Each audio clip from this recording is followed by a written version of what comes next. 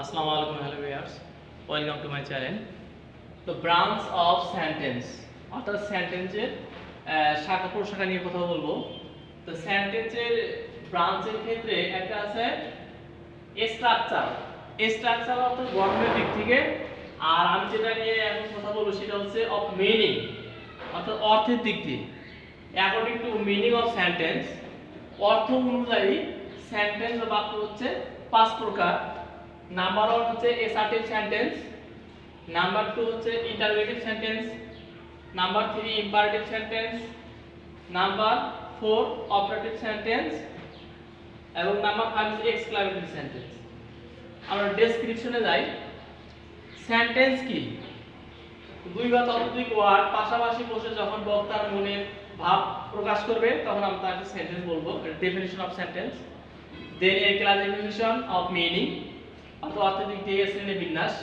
Assertive sentence অর্থাৎ speaker এখানে যে বিষয়ে কথা বলবে সেটা হচ্ছে অ্যাসার্টিভ সেন্টেন্স, স্পিকার। দেন নাম্বার 2 হচ্ছে ইন্টারোগেটিভ সেন্টেন্স। ইন্টারোগেটিভ সেন্টেন্স হচ্ছে কোশ্চেনেবল সেন্টেন্স, যার মাধ্যমে প্রশ্ন করা হয়। স্পিকার যখন কাউকে কোনো প্রশ্ন করে সেটা হচ্ছে interrogative sentence. Number 3 imperative sentence, যখন স্পিকার কোনো বিষয়ে কাউকে কমান্ড করে, অ্যাডভাইস করে, সেটা হচ্ছে ইম্পারেটিভ সেন্টেন্স। নাম্বার 4 হচ্ছে অপারেটিভ সেন্টেন্স। অপারেটিভ সেন্টেন্স হচ্ছে মানুষের চাওয়া, বাসনা, মনের ইচ্ছা। হ্যাঁ, এটা হচ্ছে এই আশীর্বাদ, যেটা অপারেটিভ সেন্টেন্স। তারপর নাম্বার 5 হচ্ছে এক্সক্লেমেটরি সেন্টেন্স। এই এক্সক্লেমেটরি সেন্টেন্স 5 নাম্বার। এর মধ্যে বক্তা তার মনের দুঃখ, আনন্দ, বেদনা সবকিছুই প্রকাশ পায়।